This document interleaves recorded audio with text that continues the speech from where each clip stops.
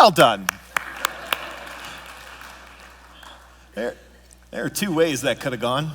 It actually went really well. Well done. Bravo. My name is Fitz, not Fritz, and I'm the, there's no R in there. That's my buddy, Jason. Anyway, I'm the family ministry pastor here at Ginghamsburg Church, and I started working with teenagers about 27 years ago. More than half of my life ago, which is cool. But there was one family that I got really close with when I started serving in student ministry, largely because the dad of this family, he directed the teen ensemble, a singing group that I was in my 4 years of high school. Yes, I sang. No, I will not. And so I got really close with this family. So when I started serving in student ministries, I just got really close with their kids. Their oldest son, he was in high school, but then they had younger twins who were in middle school or junior high, which was the age I worked with. And so I got really close with them as a result of just hanging out with them. Quiet, super creative, really funny guys, and we just would have a great time together. They liked to play video games. They were big-time gamers. They weren't allowed to play during the week because they had to focus on their schoolwork. So they could only play on the weekends, but they were like super good. Like they'd get a new game and they'd solve it in a weekend. Like that's how good they were. And so I would sometimes go over to their house and we'd play video games. And one of the games that we played was called GoldenEye. I don't know if any of you are familiar with it. I heard one whoop, okay. It's basically a first-person shooter game. Don't send emails about violence in video games. Anyway, first-person shooter game based on the James Bond characters, okay? So there are four quadrants on the screen, and what you are seeing is what that character would be seeing as they walk through this virtual world. And you would try and find the other characters and take them out. Let's just put it nicely, okay? And so we would play this game, and I'd be wandering around this virtual world, and I couldn't find them for the life of me. Like, I'd be running around forever. I'm like, where the honk are you guys? And like in each quadrant, there's a little radar thing where you can see where the other participants were. I didn't know how to use it. And so I'm just running around going, where are you guys? I can't find you. And the entire time they're giggling. Like they're just giggling at me. I'm like, this is not funny. And I can't find him, and then I die. And we'd start again, and I look, and I can't find him, and I would die. And that was because they would get behind me and just follow me. So I'm looking and I can't see them because they're right back here. I'm like, where are you? And they would turn and they would turn and then they would shoot me. And I would die, virtually. Anyway, so we had some great times together. Now Jordan and Seth, that was their names. They would sit with me in church often.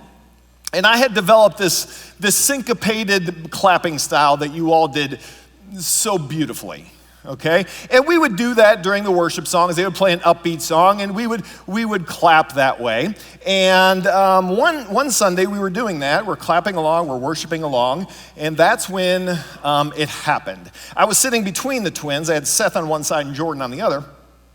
There was a woman sitting on the other side of Jordan. And in the middle of the song, as we're enjoying this time of worship, she turns to Jordan and says, "Can you stop that? You're messing everyone up." Like we're on a recording or something, right? And so I'm standing there clapping, and Jordan turns to me. He's got this look in his eyes like, and I said, what happened? And he tells me what she said, and he's like, Fitz, what do I do? And to this day, I don't know if this was the right response. But I said, keep going. You keep clapping, and you keep worshiping Jesus, and so we did. Imagine squashing the enthusiasm and the energy of a young person because of how they clap. Or the way they're dressed. Or the music they listen to. or how much of a mess they make, or an odor they create, or how much they talk, or how much attention they desire. Well, the woman that day sitting on the other side of Jordan, she was not the first person to be annoyed by young people. And we're going to get into that in just a minute. If you haven't been with us for the past several weeks, or you just have a bad memory or whatever, we have been walking through several characteristics that we believe should be true of the Big C Church, as well as of Ginghamsburg Church specifically. And if you missed any of the previous messages, go to our YouTube channel, search Ginghamsburg. We're the only one out there. Subscribe to the page because it's a big word to have to type every time. And so just subscribe, you'll be able to find it easier. And if we took all the characteristics to heart that Dennis and I have been sharing the past several weeks and made them true of our church community within these walls, the community outside these walls would notice that something is up here. They would see that lives are being transformed. They would see people finding wholeness. They would see people being loved despite any of the struggles that they are experiencing. And I imagine that their ears, that their radars would perk up and they'd wonder, what's going on here? And they'd want to be a part of what's happening in this community. Well, there's one more characteristic that we want to focus on today. We've identified this primarily because Jesus thought it was pretty important. If he thinks it's important, should probably be important to us. And that is that a church must be a place where young people are treasured. Where young people are treasured. Our scripture passage today is found in Mark's account of the life and teachings of Jesus. We're going to be in chapter 10, verse 13. It starts off by saying, people were bringing children to Jesus so that he would bless them. That he would bless them. Regardless of how you define the word bless or blessing, I could have defined it all the ways that Webster and Greek dictionaries say that it has all the definitions, super boring, you would tune out. So we won't get into that, but regardless of how you define it, I would venture to say that every parent, every person that provides care to a child, a grandparent, aunt and uncle, whatever, would want their kids to be blessed. We want our kids to be happy and healthy, to grow up with healthy relationships, to not have to experience the struggles of life. I mean, they're going to experience the struggles of life, but to have the tools to walk through those struggles, we want that for our kids. And throughout the Old Testament, we can see how important this concept of blessing is to those in the Bible. There's one character in particular. His name is Jacob. He kind of shines a spotlight on how valuable this blessing was. In his culture, it was the norm for the father to bestow a blessing on the oldest son. Jacob was not the oldest. He was the second oldest. So he deceived his father, the person who was going to bestow the blessing. He deceived him into thinking he was the older son so that he could take the blessing that was reserved for the oldest son. That's how important it was to him that he would lie to his own father. And then later in his life, he encountered a divine being, an angel or God himself, and he wrestled that divine being and said, I'm not going to let go of you until you give me a what? Blessing. Until you give me a blessing. My son is 16. He's big and strong, and I've learned I can't wrestle him anymore. He'll hurt me. But Jacob's like, God, I'll wrestle him until I get a blessing. That's how important that blessing was to him. And that's why those parents, that's why those caregivers were bringing their children to Jesus to be blessed. And it wasn't only about this vague term of blessing, wanting our kids to be happy and healthy and all those things. New Testament scholar Craig Evans writes, in late antiquity, it was believed that touching a holy man, even his clothing, or being touched by him, would confer blessing, perhaps healing. Not just blessing, but also healing. We see this in another story. A woman came up to Jesus. She'd been bleeding for 12 years. Maybe someone in this room, maybe someone online is wrestling with long COVID and you're just sick and tired of it and you're just frustrated with the complications you're still dealing with. She's been bleeding for 12 years. And she came to Jesus when he was working with some other people, and she came up behind him and said, if I just touch the hem of his garment. So she reached down and she touched the bottom of his robe because she was thinking, if I can just touch his clothes, I will be healed. I will be healed. Good health was undoubtedly on the minds of those parents, those caregivers who were bringing their kids to Jesus that day. Estimates say that 30% of children born during this time period would die before their first birthday. Almost 1/3. And 50% would die before their 15th birthday. That's almost half. It's a math joke. 50% is half. Work with me here, people. Come on. I need the accountant types to give me a laugh. Fully half of the people born would not make it to their 15th birthday. So, of course, parents would do whatever they had to receive this blessing of healing from Jesus. Our kids today need healing, don't they?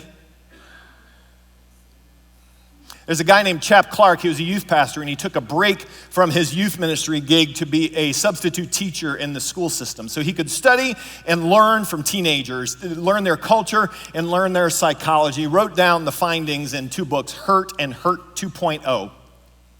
And one of his main findings is that the number one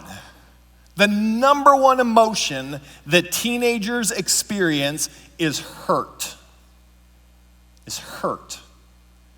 That's the number one emotion. And that's because largely they feel abandoned. By whom? By us. By us grown-ups. And that's because organizations, structures, and institutions that were originally concerned with children's care, welfare, and development, and I'm not going to get into specifics because I'm going to offend somebody. Maybe I should. I'm not going to. Organization structures that were originally there for children's care have become less interested in individual nurture and developmental concern and more interested in institutional perpetuation or the competitive, even pathological needs of the adult in charge. Lots of big words. What it's saying is what used to be there for the kids and develop the kids, the individual children, is no longer about them. It's now about the structure and the survival of the structure and the adults who are in charge. And so that leaves the young people feeling hurt and abandoned. But it's not only about these organizational structures that they need healing from. Think about what they've experienced in the last few years.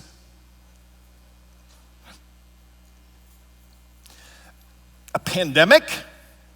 You've heard about it, right? Seen the news stories? They've had to walk through that. Social isolation, having to do school online, masking. I'm not going to say whether I agree with it or not because someone's going to pick a fight with me. But the fact of the matter is, they had to walk through it.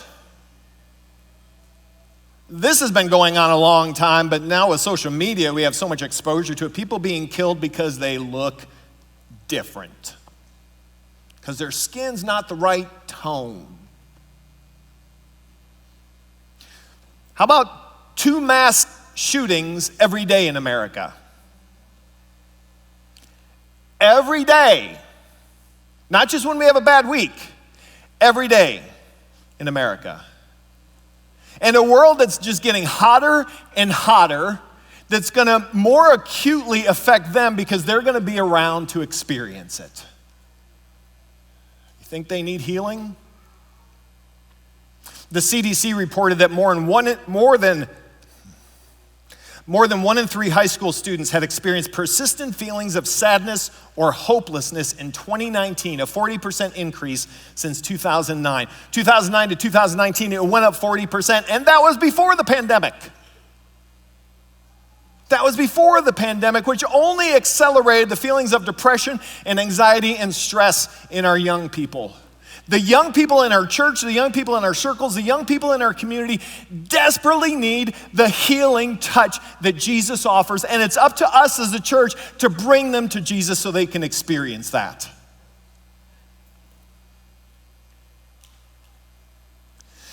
Now, when those parents brought those kids to Jesus a long time ago, things didn't go exactly as they intended. All they wanted was a simple blessing from Jesus, and that's all. But that's when the disciples step in. Usually we read a lot of these stories and we see something about the Pharisees or the religious leaders getting involved, and you're like, man, what a bunch of jerk faces. Well, the disciples, they could be a bunch of knuckleheads, which should make us feel better. If you're like, man, I can't get this Christian life right. You know what? They walked side by side with Jesus for 3 years. They lived with him, they ate with him, they talked with him, they did all the things with him, and they still were knuckleheads. Here's what we read. But the disciples scolded them. They didn't say, hey kids, can you just wait, just hold on a second. He'll be with you in he's doing something here. No, they scolded the kids. They scolded the adults, much like that woman did in my church all those years ago. Why would they do such a thing?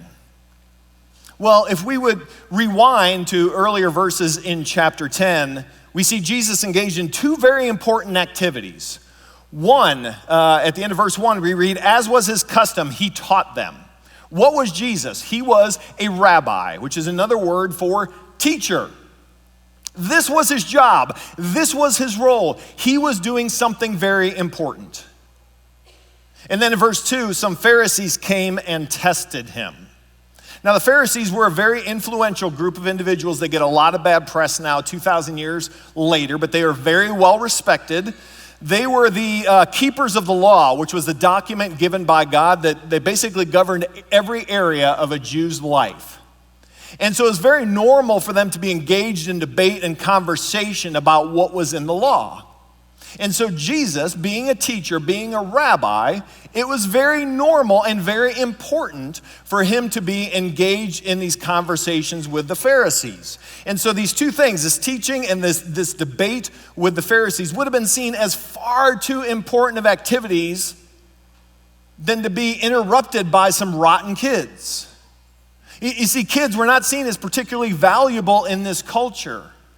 They weren't considered productive. They were considered second-class citizens at best, property at worst. And so as a result, the disciples assumed that Jesus did not have time for them and scolded them. And so how important are our young people? How important are they? Like, pretty important, right?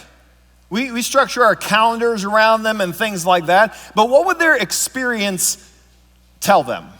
Their experience with us. What would that communicate about their value and their worth to us? Now, we're engaged in important things, right? We have work, right? That's pretty important. Having a roof over your house, head. There you go. Having a roof over your head, it's important. Having food on your table, that's important. Your work, it's important, okay? You've got things that you need to take care of around the house. Fix the fridge so you can have some food to put on your table. That's important. You have your hobbies. That's important. You need that recreational time to clear your mind, to flourish, to enjoy life. You have your social media. That's not as important. Okay, we're going to put that one to the side. But we have important things to do, but as important as these things are, whether they're the kids in our home or the kids in the circles, they need to experience that they are just as, if not more important than those things. And do the time and attention we pay them communicate that? Does the way that we communicate to them when they interrupt us communicate that? I wrote that line for me, just being real honest here. How do we treat them when we see them in the hallways here at church? Because some of you don't have kids in the home, and you're like, this message ain't for me. What do they experience when they encounter you in the hallways here? Does it reflect that we value them, that they are important to us? Are we focusing on the ways that we encounter them so that they know that they are loved and valued and important? One of the ways that our family tries to keep this in the forefront of our mind is through the use of legacy marbles. Legacy marbles. These are jars of marbles. We have one for each of our kids. And in each jar, there's a marble for every week of our children's lives from the time that they're born until they graduate high school. About 936 weeks, I think is what it is. And every Sunday, today, I will take a marble out of each jar. And the saying is true, the days are long, but the years are what? Short. Yeah, they go quickly. And it devastates me to see my oldest kid's jars, because there ain't much left. But this is a reminder for me and my wife, asking ourselves the questions, are we doing the things that are important?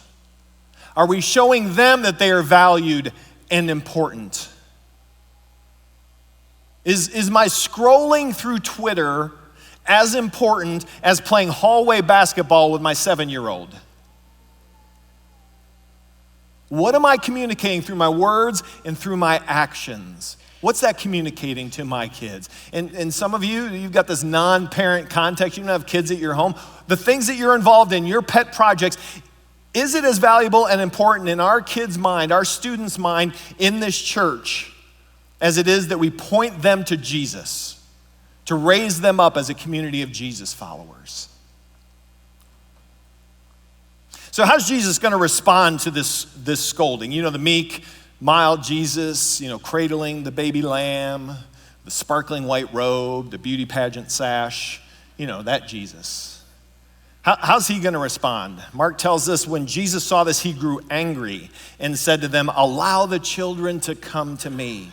Don't forbid them, because God's kingdom belongs to people like these children.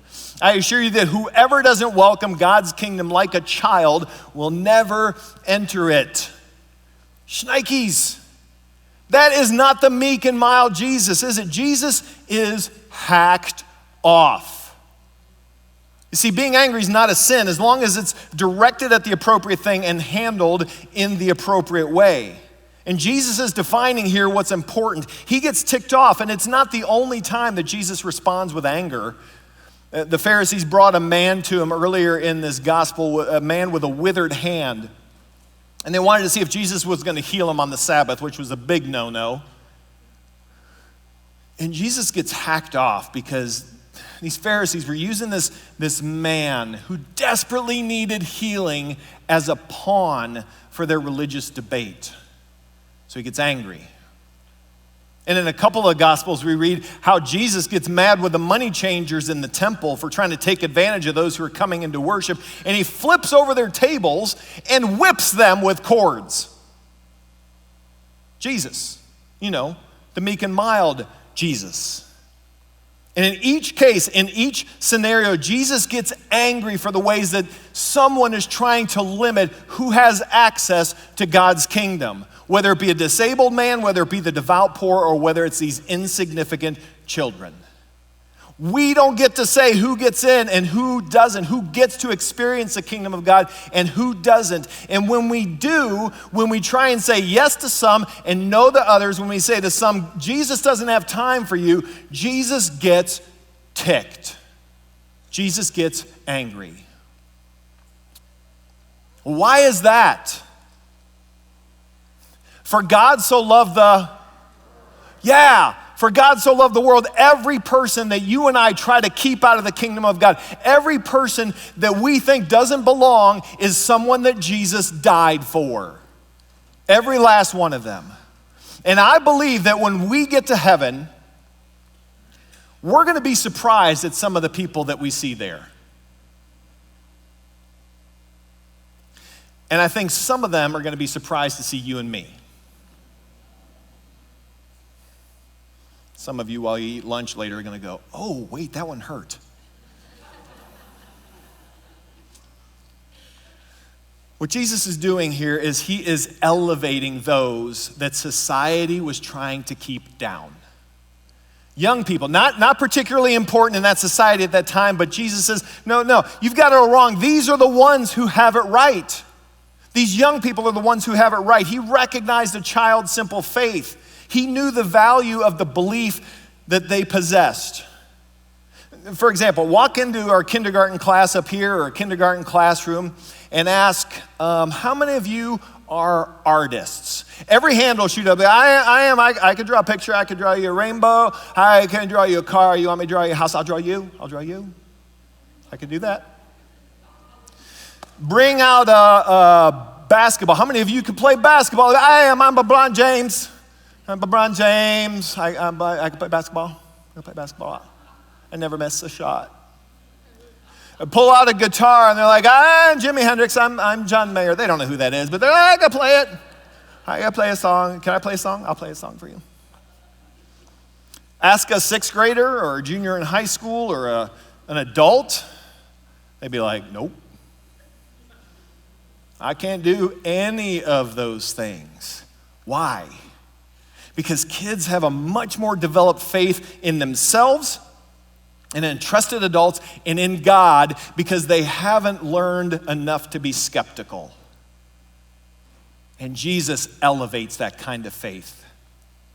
In an article on sojourners.com, the author suggests 4 reasons why kids do faith better than adults. 1, they ask questions. A recent study found that the average kid asks 73 questions a day. And some of you are like, that was on the way to church. They ask questions. As adults, we're like, I don't want anyone to know that I don't know the answer. And so we won't ask a question. But kids are like, hey, yeah, tell me more. I want to ask a question about this, and I want to ask a question about that. They ask questions. 2, they're honest. Sometimes too honest, right? They're vulnerable, and they'll share things. They won't hold anything back, and it's usually at the most inopportune times, right? 3, they are passionate and excited. You've never seen a kid go,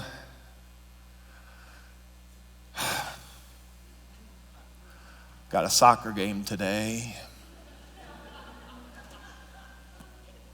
NBD, no big deal, whatever. No, they're like, soccer! We recently had a calendaring meeting at home where we just, on Sundays, we plot out the week, who's got games, who's got work, who's got all the things. And Nafi, my 7-year-old, he was super pumped to write play every day on his line. I'm going to play on Monday, I'm going to play on Tuesday, Wednesday, play, Thursday I'm going to play, and on Friday I'm going to play, and then Saturday I've got all day to play because I don't have to go to school. So pumped. And finally, they are adventurous. They don't take the safe route. They just go for it. They don't think about, am I going to get hurt by this? Is this smart? They're like, sounds fun, let's go. And this is the kind of faith that Jesus elevates. Jesus elevates this kind of faith. He tells the disciples that day, I assure you that whoever doesn't welcome God's kingdom like a child will never enter it. Jesus elevates the young people. We must not push down what Jesus elevates. And then Jesus continues to surprise. The people brought these young people to receive a blessing, which would have been physically symbolized by a simple touch. And Jesus is like, not good enough for me. Then he hugged the children and blessed them. He didn't simply bless them with a touch. He hugged them. He embraced them. Those whom society said was not deserving of his time and attention, he hugged them to communicate his love and value of them. Craig Evans writes, the embrace is a public demonstration of children's acceptance and value in the kingdom. We talked a couple weeks ago about love needing an outward and tangible expression. This is Jesus's outward and tangible expression for the value that he placed on young people. One way that we as a church strive to embrace the kids within our midst, the young people within our midst, is through what's called the orange philosophy. Many of you are familiar with it, but if you're not, basically what the orange philosophy says is that there are 2 primary influences in a kid's life. There is the home, which is represented by yellow, or represented by red, because that's where the warmth is. The warmth is found in the home. And then there's yellow. Yellow is designated, the church is designated as yellow because we're supposed to be the light of the world. And each influence can have a certain amount of influence separately. But when we come together, when we make orange, we can have so much more impact, exponentially more impact when we work together to point young people to Jesus. And so when we send out emails, we give parents helps and hints about what's going on in our ministry, but how they can parent their kids. When we send kids out, we send them memory verses. When we send our students out after YG and Bible study, we give them Bible reading plans so that they know what it looks like to read the Bible on their own. So we're working together because parents, how many of you parents think parenting's super easy? I didn't think so, right? It's tough, and you're like, man, I just need some help. I don't feel up to this task of pointing my kid to Jesus. Well, the church, Ginghamsburg Church, wants to come around you and say, let us help. But here's the thing, as a church, we only have about 40 hours of influence in a kid's life every week or every year. Only 40. Parents, you have 3,000. So we're limited, parents are limited, we work together. And that's what Orange is about. But it's not just about the things we do in our classroom. It's not just about the things we hand kids when they walk out the door. When I first started working with teenagers, there was a ratio that was tossed around quite a bit. It was 1 to 5. It said for every 5 kids, 5 students in your ministry, you need 1 caring, trusted adult. That way you can spread the wealth and the work around, which made sense. But since then, they flipped the script on us and they said for every kid, for every student in your ministry, you need 5 caring, trusted adults. That's a big number. But what that doesn't mean is that for every kid, you need 5 small group leaders, because that would be a really awkward small group time. That would be really weird. But for every kid needs 5 adults who know their name, who know something about them, who are praying for them, who say hi to them on Sunday morning. It might be in a formal way in leading a small group in one of our ministries, or it might be in an informal way when you walk past them in the hallway. Some of those 5 to 1 ratio will never lead a small group, will never teach a bunch of young people, but it's the effort that we all make, all of us, that's gonna point these kids to Jesus that will have the most impact. One person I think who's having a huge impact on the way she treasures young people is a friend of mine. Her name's Melody Reeser. And when I was getting ready to preach this, I'm like, hey, can we talk to her during this message? And they said, yes. And so I want you to hear her story.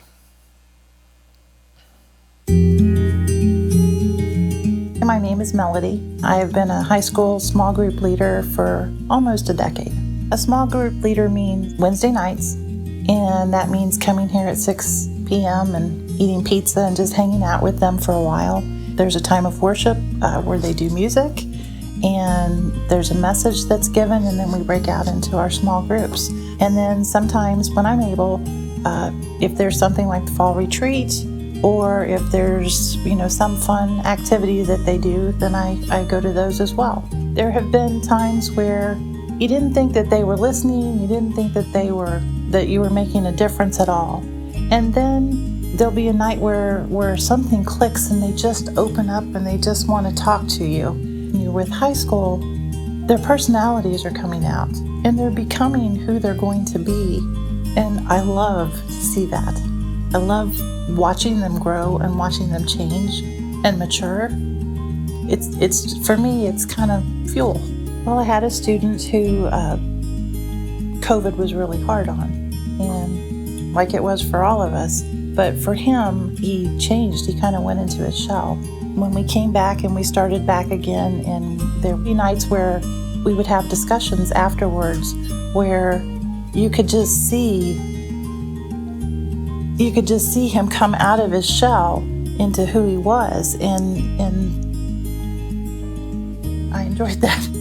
I enjoyed seeing that growth in him. What keeps me coming back is the students, is the worship and listening to them. There'll be nights where I'll stop singing just so that I can hear them, and they sing and put their hands in the air and they close their eyes, and I love that. Then the small group discussions where we go and we meet in our small groups, just getting to hear the girls and hear their answers to things. And sometimes we don't even stay with the program. Sometimes they go off on whatever is bothering them for the day, and just the fact that they're so open and honest about it, and they feel like they're in a place where they can trust us.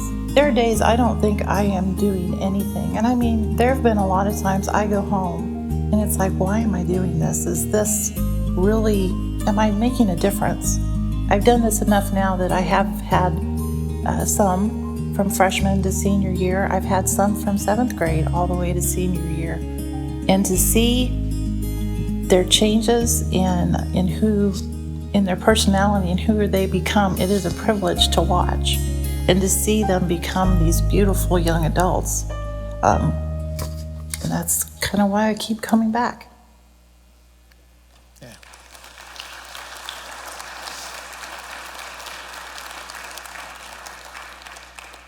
I love it that we got video of mustache night at YG, so some of our guys and girls were wearing mustaches. But I love the way that Melody elevates our young people. And that's something we all can do. Now, not all of you are called to serve in kids ministry or student ministry. Not all of you are gifted that way. Some of you, you should not do it. It's not because you're a bad person, it's just not your gifting, right? It's not your call. But we can all do something that elevates the young people in our midst, that communicates our love and value and acceptance. What can you do to communicate that to our young people that walk our hallways? Can you give them a high five? Can you give them a fist bump? What's it communicating? The way that you welcome them, the way that you treat them in the hallways, what does it communicate to them? Maybe you know one of their names, and on Sundays you can say, hey, Billy, how's it going? It's good to see you. Hope you had a great week. Unless their name's not Billy, then it's weird. Make sure you know their name first before you do that. Maybe you know the parents of a young person, and you can approach them and say, you know what, I'd love to pray for your kid every day. Can I get a school picture of your kid, put their name on my fridge so I can pray for them every day? The way that we interact with our young people is going to do one of two things. It's going to communicate that they don't belong here by the way that we treat them, and they're going to go away, and they're going to be hurt and feel abandoned and confused. Or it's going to communicate that they belong here, that there's something for them here, that we love them, that we value them, that we elevate them the way that Jesus does, and it opens that door to a life-changing relationship with Jesus Christ.